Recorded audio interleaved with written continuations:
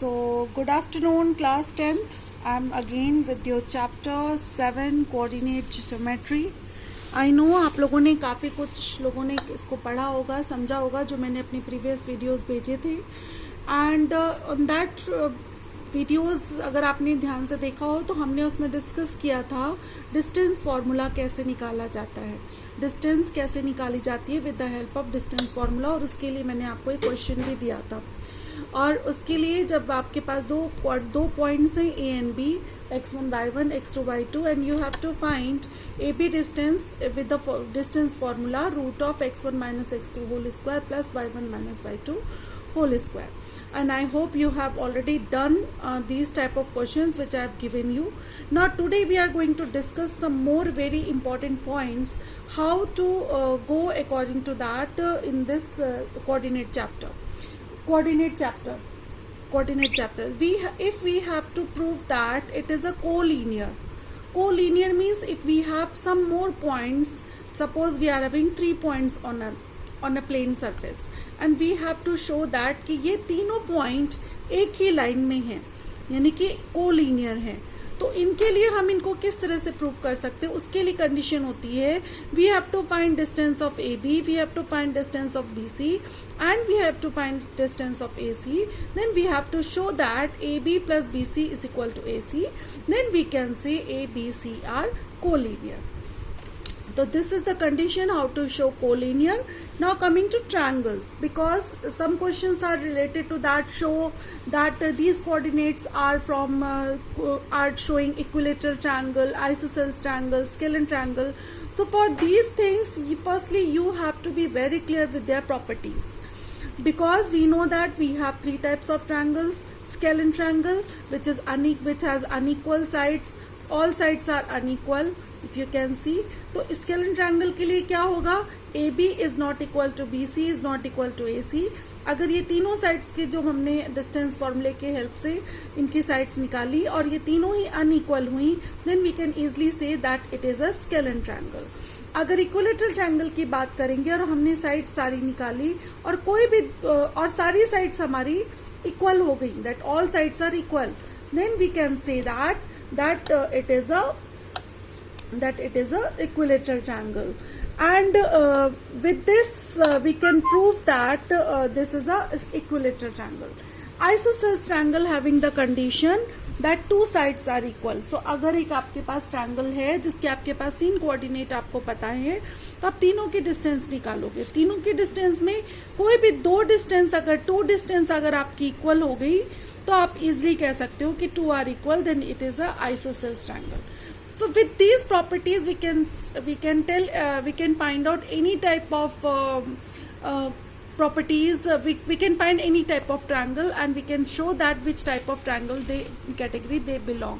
Similarly with the if we will talk about quadrilateral, we have some different kinds of properties for quadrilaterals also, जो कि हमने आप लोगों ने सबने पढ़ा होगा. क्लास 8 की बुक उठा के देखिए, जहाँ पे सारी प्रॉपर्टीज आपको बहुत ही एक्सप्लेन वे में दी हुई है.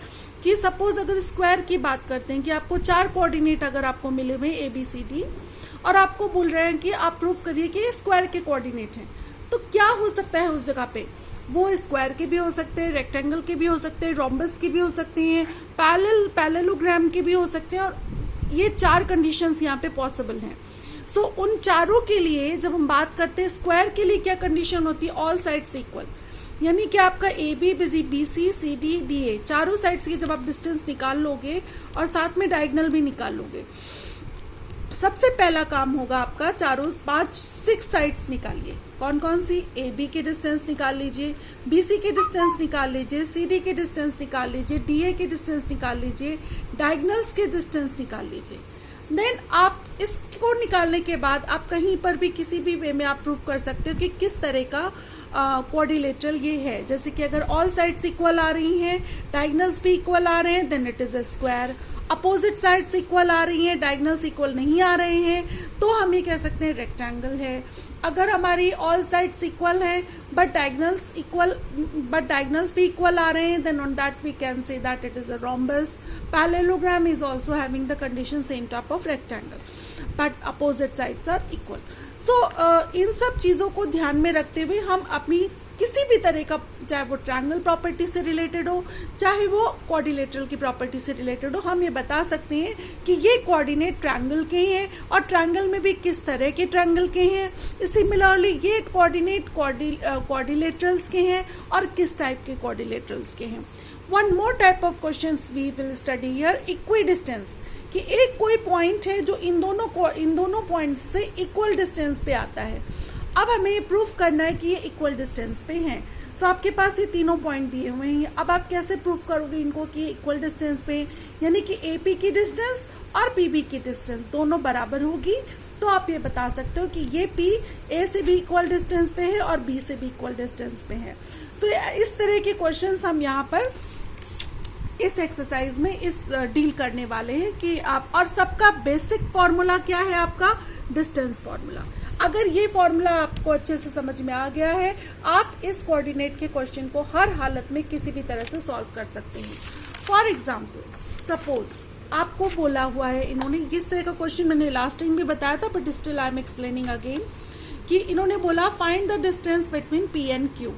सो PQ की डिस्टेंस निकालनी है, रूट ऑफ, फॉर्मूला आपने लिखा, P आपके पास है, Q आपके पास है, उसको आपने मार्क किया x1 y1 x2 y2। Then उसके बाद आपने क्या किया, PQ फॉर्मूला, फर्स्टली मैं हमेशा बोलती हूँ कि आप सबसे पहले फॉर्मूले को लिखेंगे, क्योंकि फॉर्मूला आपको नंबर देता है। कहीं पर भी कोई स्टेप मार्किंग में गलती हो गई है, बट आपके पास 1 और हाफ नंबर हमेशा सिक्योर रहेंगे।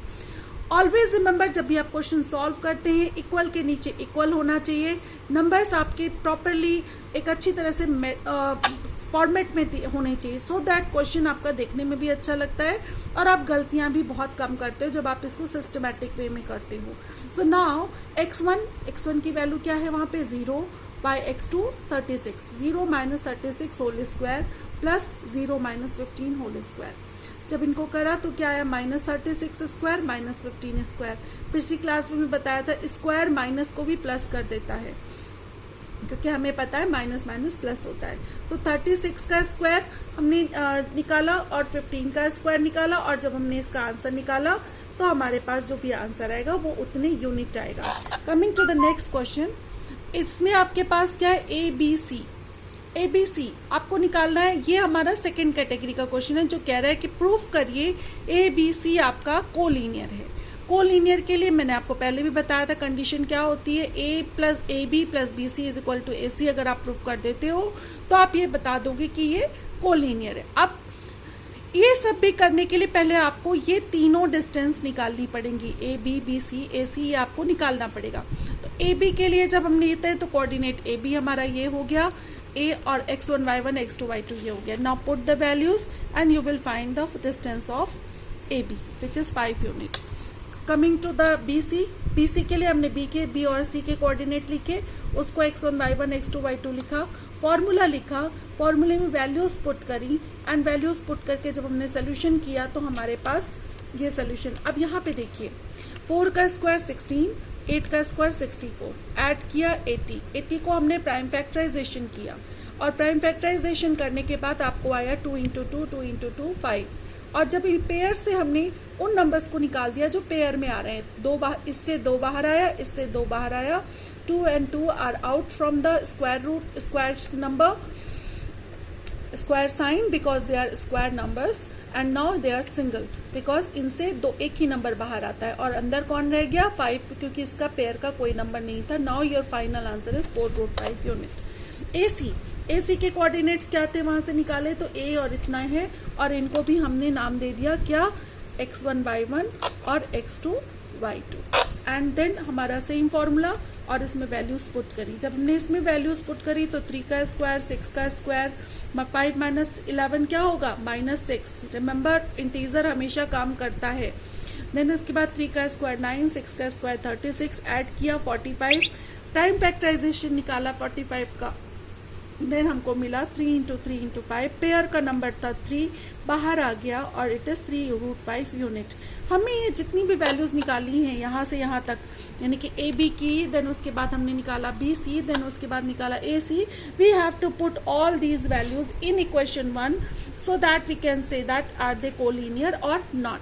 So this is our equation number 1. And A B plus B C plus A C is equal to A C हमें प्रूव करना। ए बी की वैल्यू हमारी थी 1√5, बी सी की 4√5, ए सी के 3√5 एंड जब ऐड किया तो 5√5 और 3√5 की कंडीशन में ये दोनों इक्वल नहीं है।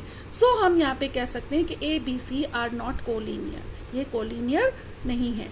इस तरह का एक एग्जाम्पल आपकी बुक में दिया हुआ है, एग्जाम्पल नंबर 3, जो कहता है solve A B C are collinear और नॉट। तो आप ये क्वेश्चन करेंगे। अभी आप आपको इसी तरह से जब एक बार आप ऐसा करिए, एग्जाम्पल के 1 2 3 4 क्वेश्चन सॉल्व करिए and with help of these examples you can easily solve exercise 7.1 के 1 2 3 4 6 क्वेश्चन।